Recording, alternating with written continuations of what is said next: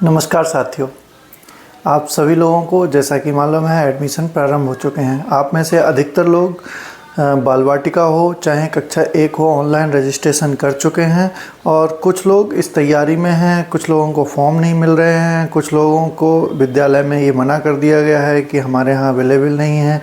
तो कई सारे लोग परेशान हैं। तो आज उन सारे लोगों को ये वीडियो देखनी चाहिए जिन्होंने अगर फॉर्म भर दिए हैं तो उनके मन में ये प्रश्न आ रहा है कि जो लॉटरी सिस्टम है, जो रिज़ल्ट है वो कब आएगा और कैसे आएगा, लॉटरी का क्या सिस्टम है। और साथ ही उन लोगों के लिए मैं बता दूं जिन लोगों के लिए फॉर्म नहीं मिल रहे हैं। वह लोग, अगर आप केंद्रीय विद्यालय जहां पर आप फॉर्म भरना चाहते हैं उसकी वेबसाइट पर फॉर्म अवेलेबल नहीं है तो आपको स्कूल में ही संपर्क करना पड़ेगा। स्कूल से आप फॉर्म लें, वहां पर फॉर्म निश्चित अवेलेबल होंगे। और अगर अवेलेबल नहीं है तो आप वहां पता करें कि हम फॉर्म कहां से ले पाएंगे। वह आपको इस बारे में गाइड करेंगे और आपको पता चल जाएगा। तो साथियों, परेशान होने की आवश्यकता नहीं है, अभी भी रजिस्ट्रेशन का काफ़ी समय है।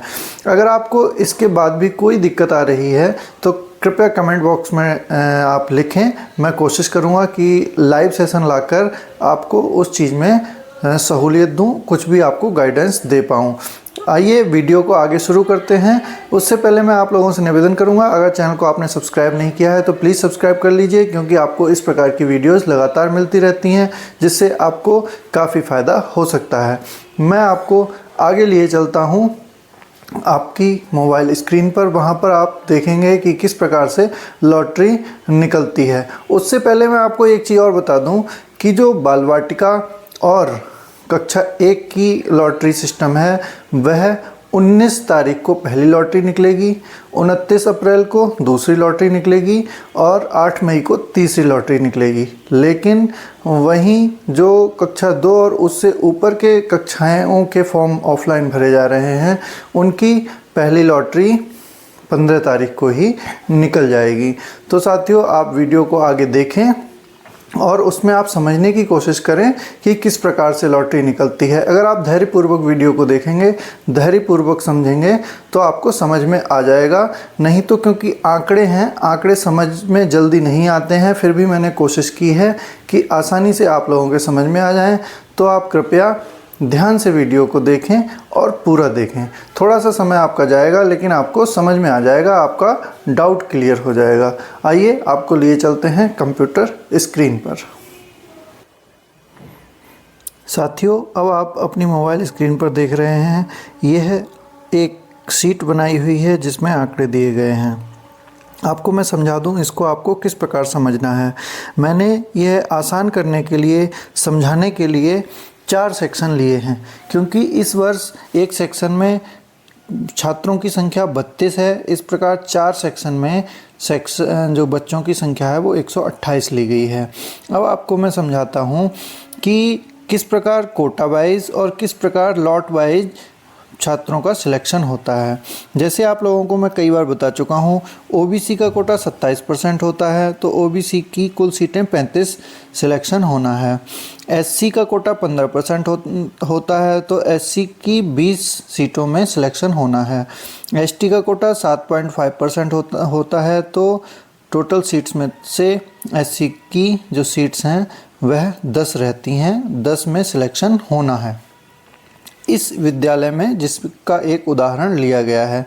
अब आपको हम बताते हैं कि अगर मान लीजिए कि आरटीई कोटा के तहत 32 छात्रों ने अप्लाई किया है या 32 से अधिक छात्रों ने भी अप्लाई किया है, तो आरटीई कोटा के तहत केवल इस विद्यालय में 32 छात्रों को लिया जाएगा, जिसमें से 27% सीट्स ओबीसी एनसीएल कैटेगरी के थ्रू भरी जाएंगी, जिसके अकॉर्डिंग 9 सीट बन जाती हैं। अब अगर इसमें 9 सीट नहीं होंगी, यानी कि ऐसे 9 बच्चों ने अप्लाई नहीं किया होगा जो एनसीएल ओबीसी में आते हैं, तब वह कम रह जाएगी और वह उस सीट को भरने के लिए आगे शिफ्ट कर दिया जाएगा। लेकिन अगर 9 से ज़्यादा बच्चों ने अप्लाई किया है तो 9 सीटें यहीं पर भर दी जाएंगी और यह कोटा यहाँ पर पूरा हो जाएगा आरटीई का। 5 सीटें एससी की यहाँ पर ले ली जाएंगी और 3 सीटें एसटी की यहाँ पर ले ली जाएंगी। बाकी बची हुई 15 सीट जनरल, बीपीएल जो एनसीएल में नहीं आते हैं उन छात्रों की सीटें भर दी जाएंगी। जो सीटें यहाँ पर कम रह जाएंगी उनको आगे बढ़ाया जाएगा। यह फर्स्ट लॉटरी में निकलेगी। आप जब विद्यालय की फर्स्ट लॉटरी निकलती है तो वह आरटीई कोटा की फर्स्ट लॉटरी निकल जाएगी। दूसरी लॉटरी जो होती है वह होती है 3% चाइल्ड विद स्पेशल नीड्स। पहले इसे दिव्यांग कोटा या डिफरेंटली एबल्ड कोटा भी कहा जाता था। जो यह सीट दिखाई गई है, इस सीट के अकॉर्डिंग इस विद्यालय में 4 बच्चों की वैकेंसी CWSN में बनती है। तो हर एक category OBC, NCL, SC, ST में एक छात्र की भर्ती हो जाएगी और अगर जिस भी कैटेगरी में छात्र नहीं मिलेगा वह आगे शिफ्ट कर दी जाएगी या फिर रिक्त रह जाएगी। अब तीसरी लॉटरी निकलती है सर्विस कैटेगरी वालों के लिए। अगर विद्यालय प्रोजेक्ट सेक्टर या IHL का है तब IHL और प्रोजेक्ट सेक्टर के विद्यालय के कर्मचारियों के लिए यह कोटा होता है।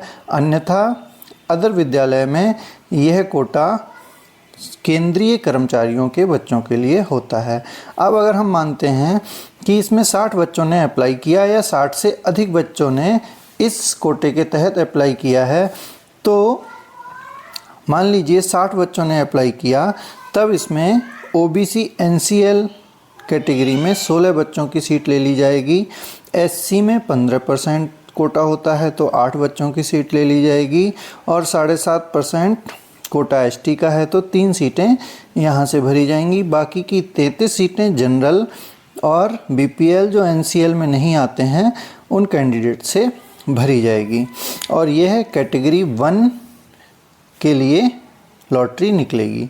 इसके बाद कैटेगरी 2 के लिए जब लॉटरी निकलेगी तब सपोज़ करिए 25 छात्रों ने अगर अप्लाई किया है, तब इसमें भी इसी प्रकार OBC में 8, SC में 4 और ST में 2 छात्रों की जगह भर ली जाएगी और जनरल BPL से 11 छात्र भर लिए जाएंगे। और इसी लॉटरी में यहाँ पर विशेष ध्यान रखने वाली बात यह है कि इसी लॉटरी में OBC, NCL, SC, ST की सारी सीटें भर ली जाएंगी। अगर यहाँ पर कोई भी रिक्ति बचती है, मान लीजिए यहाँ पर SC, OBC, ST के इतने छात्रों ने अप्लाई नहीं किया है कि यहाँ पर सारी सीटें भर जाएं, तब उसके लिए अलग से नोटिफिकेशन निकाला जाएगा। उसके लिए लॉटरी इसके बाद नहीं निकलेगी। इसके बाद जो कैटेगरी 3, 4 और 5 की लॉटरी निकलनी है वह लॉटरी निकलेगी और उसमें केवल जनरल, BPL इत्यादि के जो छात्र होंगे उसमें से सिलेक्ट कर लिया जाएगा। बाकी जो OBC, NCL 27%, SC, ST, OBC और ST इसमें जितनी भी सीटें बकाया बची हुई होंगी उन सीटों के लिए दोबारा से नोटिफिकेशन विद्यालय अपने विद्यालय का निकालेगा और सीटों की भर्ती करेगा। तो साथियों, आपको इस प्रकार पता चल गया होगा कि किस प्रकार लॉटरी प्रक्रिया होती है। साथ ही इसमें एक चीज़ और है, जब लॉटरी प्रक्रिया होती है तब आप लोगों को पता कैसे चलेगा कि लॉटरी निकली है। इस चीज़ का पता आप लगा सकते हैं 3 तरह से। एक, केंद्रीय विद्यालय की वेबसाइट पर लॉटरी अपलोड होगी, आप वहां पर लिस्टें देख सकते हैं। नंबर 2, अधिकतर सभी केंद्रीय विद्यालय माता पिताओं को दिखाने के लिए अपने YouTube चैनल या Facebook पेज पर लाइव प्रसारण भी करते हैं, वहां से भी आप लॉटरी देख सकते हैं। तीसरी जगह है केंद्रीय विद्यालय के नोटिस बोर्ड पर जाकर आप लॉटरी की लिस्ट देख सकते हैं और अपने बच्चे का नाम देख सकते हैं। इस प्रकार आपको अपने बच्चे का नाम पता चल जाएगा। साथ ही केंद्रीय विद्यालय की तरफ से कॉल, SMS या मैसेज भी आता है जिससे आपको इन्फॉर्म किया जाता है कि आपके बच्चे का नाम उसमें आया हुआ है। साथियों, उम्मीद है कि आप लोगों को पूरी जानकारी मिल गई होगी। अगर कहीं पर कोई फिर भी डाउट रह जाता है तो प्लीज़ कमेंट बॉक्स में कमेंट करें। आइए आगे देखते हैं वीडियो।